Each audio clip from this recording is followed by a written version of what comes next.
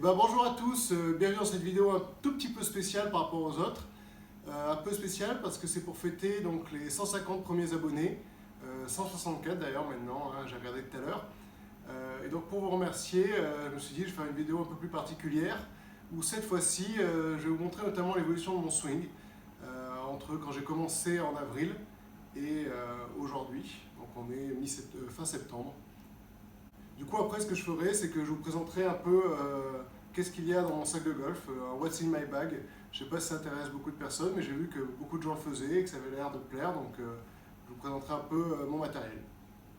Donc on commence tout de suite avec l'évolution de mon swing. Donc la première vidéo date du 7 avril, on est au practice de Tassin, et la deuxième, c'était la semaine dernière au practice de Chassieux.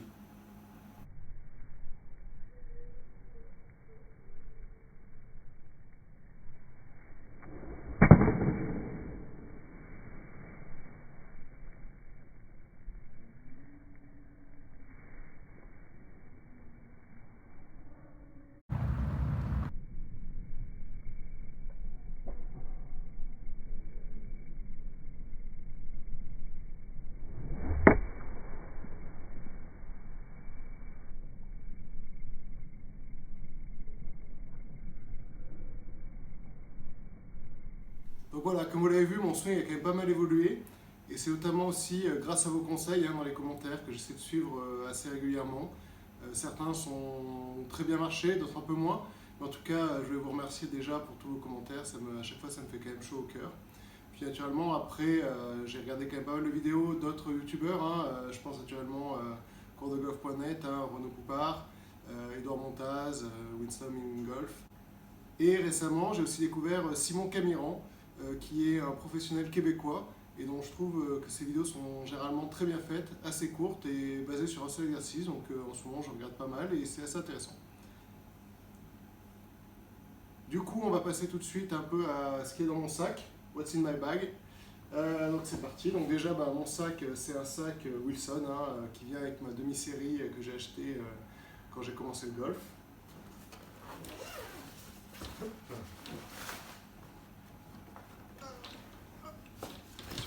Tous bien. Bon, déjà, je mets toujours ma casquette sur mon petit renard qui couvre mon driver. Donc mon driver, si on commence par le plus gros club, donc le renard naturellement, parce qu'il ressemble à mon Shiba Inu, Maiko qui est derrière moi. Maiko,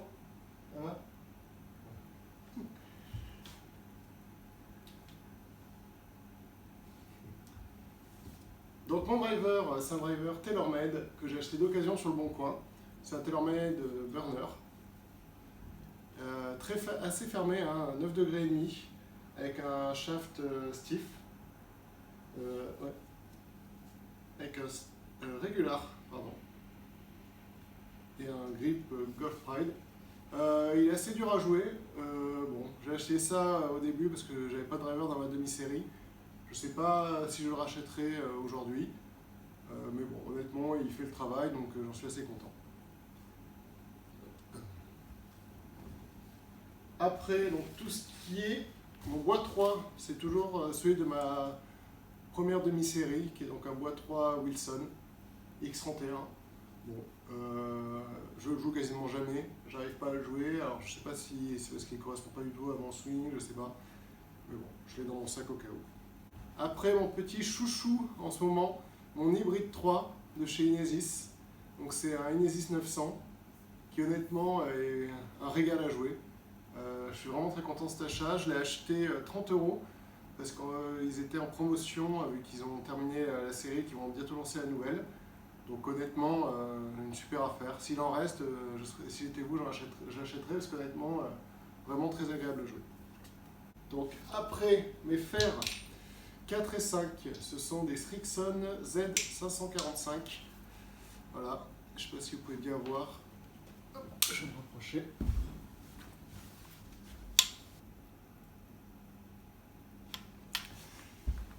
Alors, mon fer 4 et mon fer 5 sont des 545, alors que ma série du pitch au 6 du coup,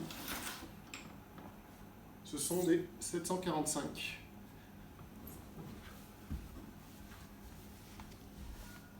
pareil, hein, je trouve que c'est personnellement des très très beaux clubs, avec du coup des shafts en acier et des grips Golf Pride.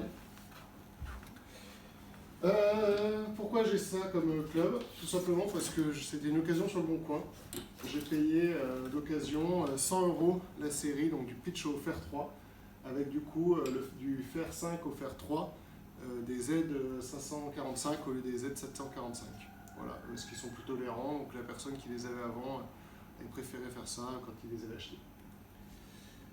Quand on passe au wedge, alors j'ai 3 wedges différents. Alors mon gap, c'est un TaylorMade 52 degrés, Z-Spin. Après, j'ai un Cleveland RTX 588 de 56 degrés. Et enfin, un Cleveland RTX 3 de 60 degrés. Sachant que c'est que des clubs que j'ai achetés d'occasion. De tête, une trentaine d'euros chacun. Ouais, c'est ça, une trentaine d'euros chacun sur le bon coin. Donc voilà, ça fait un peu ma panoplie de wedge. Et mon dernier club, mon putter, donc, qui est toujours mon putter en fait, de ma première demi-série. Donc c'est un Wilson X31. Voilà.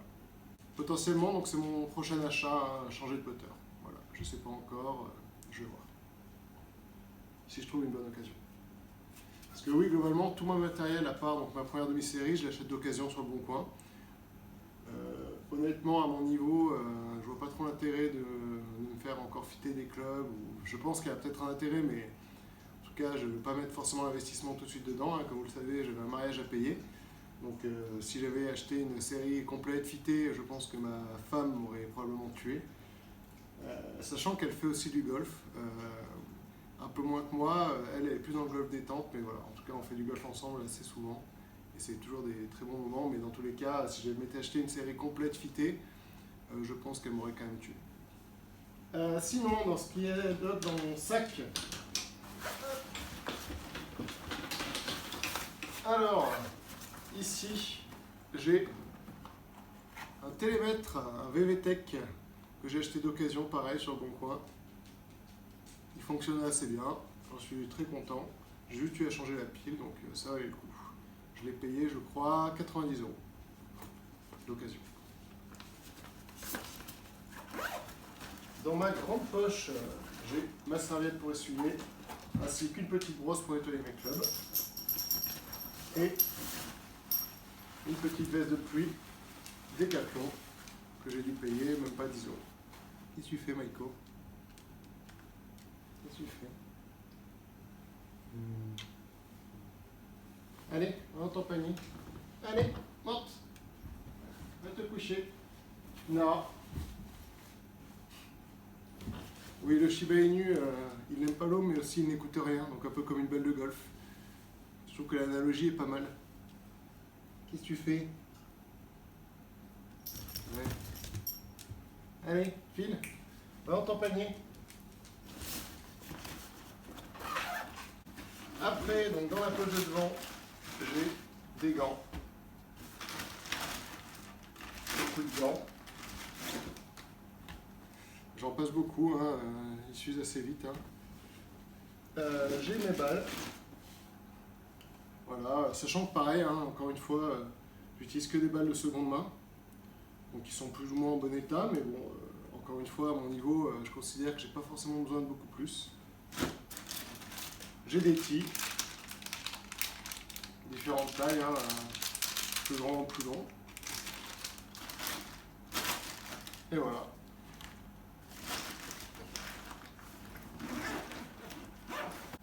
Bon ben voilà, cette vidéo se termine ici. Vraiment merci à tous. Sachez qu'à chaque fois que je vois vos commentaires, que je vois que vous likez une vidéo, que je vois le nombre de vues augmenter, ça me fait toujours très chaud au cœur. Pareil hein, à tous les abonnés, hein, vraiment merci beaucoup. C'est ce qui me pousse un peu à continuer les vidéos parce que si j'avais vu au début que personne n'y était intéressé, je me serais peut-être arrêté. Aujourd'hui je vois qu'on est à 160, peut-être qu'un jour on sera 200 voire 300, qui sait. Et donc honnêtement, vraiment merci à tous. Et peut-être à une prochaine fois dans une vidéo de ce type-là. En attendant, la prochaine vidéo, vous verrez, c'est une vidéo un peu spéciale. Hein. On est retourné vers là où j'ai grandi, sur un golf très particulier qui honnêtement, je pense, va vous plaire. En attendant, peut-être à bientôt sur les greens. Et j'espère un jour tous vous croiser et qu'on puisse tous faire une belle partie de golf ensemble. Allez, à la prochaine.